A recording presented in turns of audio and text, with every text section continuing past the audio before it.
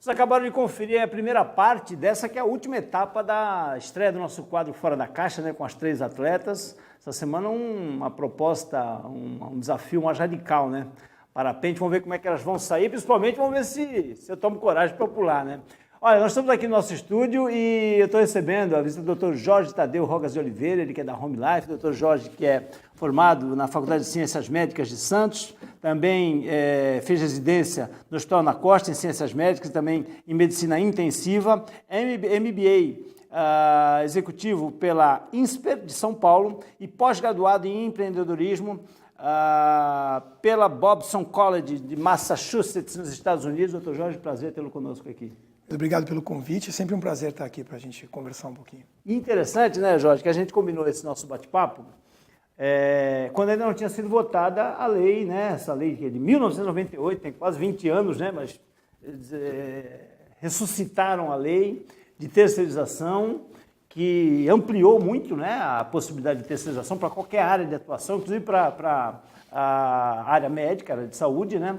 E isso vai interferir bastante no trabalho de vocês, né? De que forma? Vamos começar já falando disso. De que forma? Essa é a grande novidade, né, do home care. A gente ainda está um pouco anestesiado, porque era uma grande expectativa. O projeto de 1998, na época então do governo do Fernando Henrique, ele visava uma flexibilização das relações, né? O foco principal era a ausência de uma legislação, então não havia uma legislação que definisse a terceirização. Uns interpretavam que... Então, a Justiça do Trabalho como um todo, ela interpretava que a terceirização, desde que não fosse para o objeto fim da empresa, ela poderia ser feita. E quando ela tinha alguma relação com o objeto fim, ela não poderia ser utilizada. Isso é extremamente subjetivo.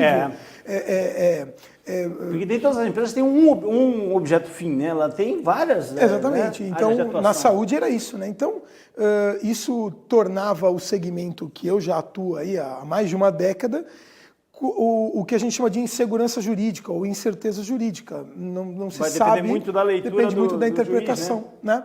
Então, no Brasil mesmo, existem empresas de atenção domiciliar que tinham decisões já favoráveis, decisões de alta corte favoráveis à terceirização, e empresas que literalmente tiveram que fechar ou assinar termo de ajuste de conduta impedindo a terceirização. Então, até o resultado jurídico no Brasil ele era heterogêneo.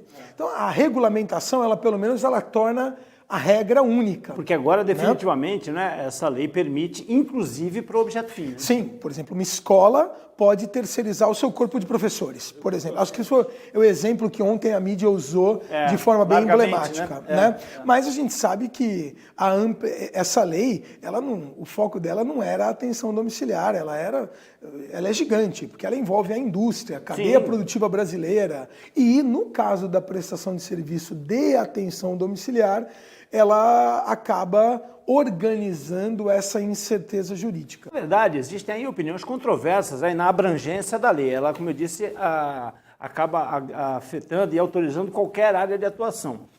As opiniões contrárias são de que vai tirar alguns direitos do trabalhador e tal, mas eu tenho a impressão, e que a qualidade também deve cair.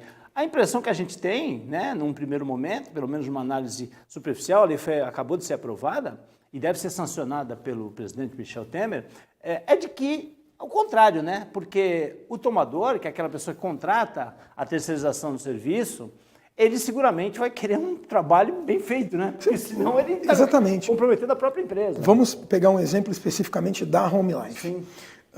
O primeiro ato que nós estamos programando, que já havia uma preparação para isso, é a criação, de fato, de um núcleo de educação continuada, com um enfermeiro, um fisioterapeuta e um médico, que vão quinzenalmente organizar treinamentos dos profissionais terceirizados. Fato que, até antes da homologação dessa lei, era absolutamente inviável. Por quê? Porque criava um vínculo de subordinação, mesmo que fosse uma subordinação pedagógica, né? A Justiça do Trabalho chama isso de subordinação indireta, que inviabilizava isso. Ou seja, você não poderia investir na qualidade técnica do profissional, porque você estaria criando um vínculo irregular. Agora, não, agora você pode. Então, eu acho que ele só traz ganho para o Brasil, obviamente, desde que ele seja bem utilizado.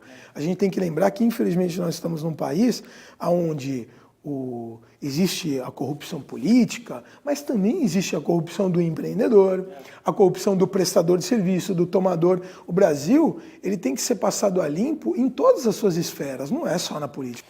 Jorge, eu estava comentando, né, você falou sobre os 10 anos da Home Life, nós comemoramos 10 anos aí no ano passado, setembro, não é isso? Setembro, 15 né? De setembro. E o Jorge também comemorando já os 10 anos em grande estilo, né, com uma estrutura física aí aumentada, com um corpo de colaboradores também criteriosamente escolhido, uma logística muito interessante, que é importantíssima no home care. E o atendimento domiciliar é um termo, um recurso da medicina que o brasileiro vai ter que se habituar cada vez mais, porque vem crescendo e é fato que em todos os países aconteceu dessa forma. No Brasil, a gente pode dizer que o home care não está engatinhando, ele está na adolescência já, Jorge, no Brasil? Não, eu acho que ele ainda está na sua infância. Ainda tem muito que desenvolver.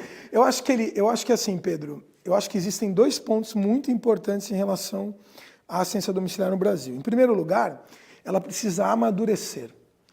Amadurecer como negócio, como estrutura. Ainda falta muita seriedade, ainda existe home care sendo feito de forma absolutamente inadequada. Né? Então isso é um processo, por isso que eu acho que ela ainda não está na adolescência, ela ainda está na infância.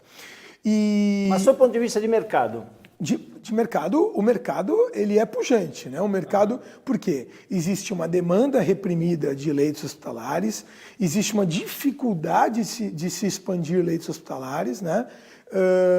E existe uma demanda crescente em função da longevidade de atenção, né? Então, hoje, existem inúmeros pacientes que, para serem deshospitalizados, precisam de algum nível de assistência.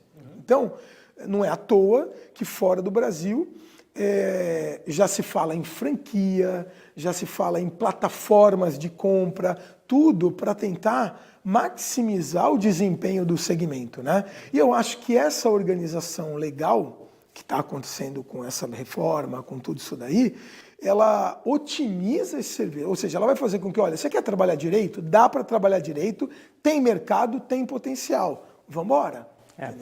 Eu vou fazer um intervalo rapidinho, né? Nós vamos continuar com o Dr. Jorge Tadeu aqui para falar muito mais sobre isso, né? Sobre o crescimento, sobre a questão da entrada, né, desses profissionais na casa do paciente, como é que ele respeita ali a rotina diária da família, enfim, tem muito assunto para a gente tratar, são só 2 minutinhos e a gente volta.